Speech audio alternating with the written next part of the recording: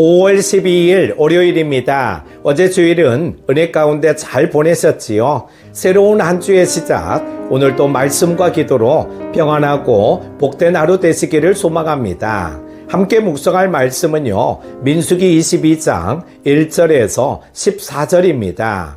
이스라엘 자손이 또 길을 떠나 모압 평지에 진을 쳤으니 요단 건너편 곧 여리고 맞은편이더라. 십볼의 아들 발락이 이스라엘이 아모리인에게 행한 모든 일을 보았으므로 모압이 심히 두려워하였으니 이스라엘 백성이 많음으로 말미암아 모압이 이스라엘 자손 때문에 번민하더라. 미디안 장로들에게 이르되 이제 이 무리가 소가 밭의 풀을 뜯어먹음 같이 우리 사방에 있는 것을 다 뜯어먹으리로다 하니 그때에 십볼의 아들 발락이 모압 왕이었더라. 그가 사신을 부올의 아들 발람의 고향인 강가 부돌에 보내어 발람을 부르게 하여 이르되 보라, 한 민족이 애굽에서 나왔는데 그들이 지면에 덮여서 우리 맞은편에 거주하였고 우리보다 강하니 청하건대 와서 나를 위하여 이 백성을 저주하라. 내가 혹 그들을 쳐서 이겨 이 땅에서 몰아내리라. 그대가 복을 비는 자는 복을 받고 저주하는 자는 저주를 받을 줄을 내가 알미니라. 모압 장로들과 미디안 장로들이 손에 복채를 가지고 떠나 발람에게 이르러 발락의 말을 그에게 전하매 발람이 그들에게 이르되 이 밤에 여기서 유숙하라. 여호와께서 내게 이르시는 대로 너희에게 대답하리라. 모압 귀족들이 발람에게서 유숙하니라. 하나님이 발람에게 임하여 말씀하시되 너와 함께 있는 이 사람들이 누구냐? 발람이 하나님께 아뢰되 모압 왕 십볼의 아들 발락이 내게 보낸 자들이니이다. 이르기를 보라, 애굽에서 나온 민족이 지면에 덮였으니 이제 와서 나를 위하여 그들을 저주하라. 내가 혹 그들을 쳐서 몰아낼 수 있으리라 하나이다. 하나님이 발람에게 이르시되 너는 그들과 함께 가지도 말고 그 백성을 저주하지도 말라. 그들은 복을 받은 자들이니라. 발람이 아침에 일어나서 발락의 귀족들에게 이르되 너희는 너희의 땅으로 돌아가라. 여호와께서 내가 너희와 함께 가기를 허락하지 아니하시느니라. 모압 귀족들이 일어나 발락에게로 가서 전하되 발람이 우리와 함께 오기를 거절하더이다. 아멘. 사랑하는 큐티 가족 여러분, 오늘 본문은 발락과 발람의 이야기로 시작됩니다. 광야를 지나 가나안 문턱까지 온 이스라엘 백성은 모압 평지에 진을 칩니다. 모압 왕 발락은 이 모습을 보며 두려움에 사로잡힙니다. 이스라엘이 전에 아모리 사람에게 행한 일을 들었기 때문입니다. 자기 백성보다 훨씬 강한 아모리 족속도 무너졌다는 이야기는 이스라엘이 단순한 유랑 민족이 아니라 하나님이 함께 하시는 민족이라는 사실을 깨닫게 합니다.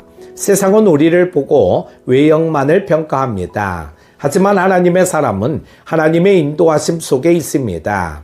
하나님께서 함께 하시는 교회, 하나님이 복주신 백성은 세상의 위협에도 무너지지 않습니다. 오늘도 하나님은 우리를 보고 계시며 우리의 싸움 속에 함께 하십니다. 세상이 우리를 무너뜨리려 해도 하나님이 주신 복은 아무도 빼앗을 수 없습니다. 첫 번째로 사람은 계산하고 하나님은 막으신다는 것입니다. 발락은 계산합니다. 그는 말합니다. 이 백성이 소가 밭의 풀을 뜯어먹음 같이 우리 사방을 다 뜯어먹으리로다. 그래서 발락은 발람을 불러 이스라엘을 저주하게 하려 합니다. 이 말은 단순한 주문이 아니라 하나님의 백성을 향한 영적 공격이었습니다. 그는 신통력이 있다고 소문난 발람을 사신들과 함께 부릅니다. 복채를 준비하고 이스라엘을 저주해달라는 부탁을 담아 장로들을 보냅니다.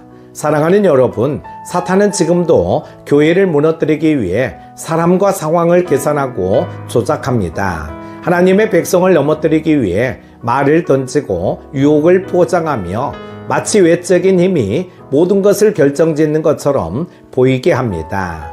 그러나 기억하십시오. 하나님이 복 주신 백성은 그 누구도 저주할 수 없습니다. 그들의 계산을 하나님은 막으십니다. 하나님이 허락하지 않으시면 아무리 강한 세력도 하나님의 사람을 손댈 수 없습니다. 지금 여러분의 삶에, 가정에, 자녀에 공격이 들어오고 있습니까? 기도하십시오. 하나님이 여러분의 방패이십니다. 발락의 장로들은 복채를 들고 왔지만 하나님은 말씀하십니다. 그 백성은 복을 받은 자니라. 하나님의 선언은 세상의 어떤 저주보다 크고 강합니다. 이것이 오늘 우리의 위로입니다. 두 번째는 영적인 제한을 거절할 수 있는 용기에 대해 말씀합니다. 장로들이 발람에게 와서 말할 때 발람은 하룻밤 유숙하게 하고 하나님께 물어보겠다고 합니다. 표면적으로는 신중해 보이지만 실상은 그렇지 않습니다. 그 마음 깊은 곳에는 이미 복채와 명예에 대한 유혹이 스며들어 있었기 때문입니다. 발람은 하나님의 음성을 들을 수 있는 사람이었지만 하나님의 뜻을 따를 마음이 준비되지 않은 자였습니다. 오늘날도 하나님의 말씀을 안다고 해서 그 사람이 온전히 하나님의 사람은 아닙니다.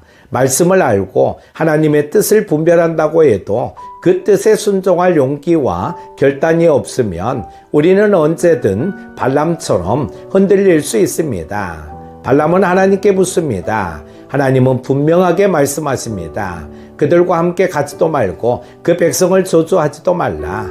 이 음성은 그 어떤 설명도 필요 없는 강력한 경고입니다. 여러분, 오늘 우리도 발락이 보낸 복제 앞에 서 있는지도 모릅니다. 명예를 주는 자리, 사람들의 인정, 이익이 보이는 결정들.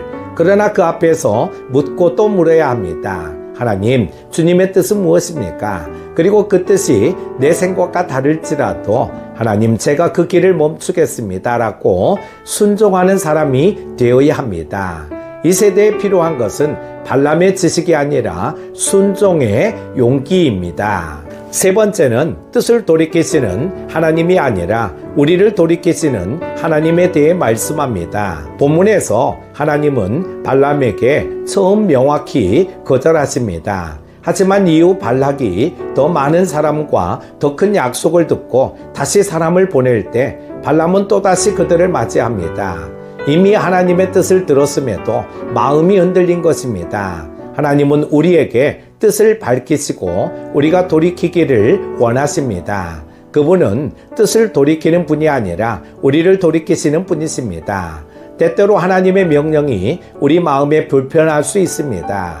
우리의 욕심과 어긋날 수 있고 우리의 계산과 반대될 수 있습니다. 그러나 하나님의 뜻은 언제나 우리를 위한 최고의 길입니다.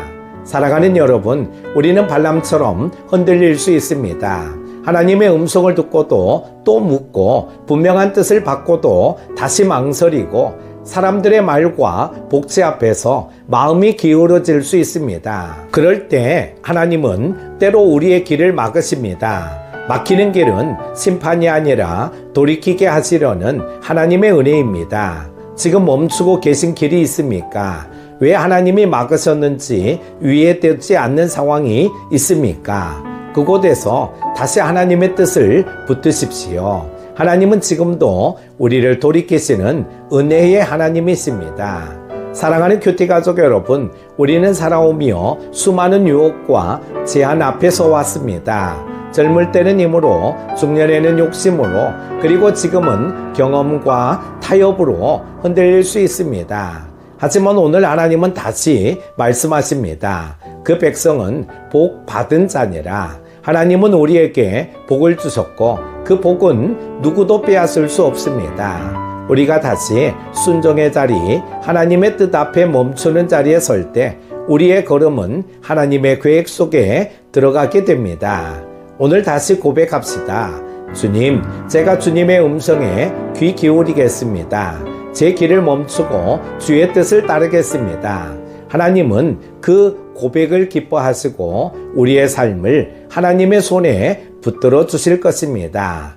기도합니다. 사랑의 하나님, 오늘 또 말씀 앞에 우리를 불러주시고 주의 음성에 귀 기울이며 하루를 시작하게 하심에 감사합니다. 사람의 말과 인정보다 하나님의 뜻을 따르게 하시고 흔들리는 세상 속에서도 믿음의 중심을 지키게 하옵소서. 주님, 큐티 가족 모두가 오늘 하루도 말씀 안에 거하게 하시고 복받은 자로서 기쁨과 담대함으로 살아가게 하소서. 어떤 상황에서도 주님의 뜻을 분별하며 순종하게 하시고 우리의 삶이 주님을 기쁘시게 하는 하루 되게 하소서. 예수님의 이름으로 기도드립니다. 아멘.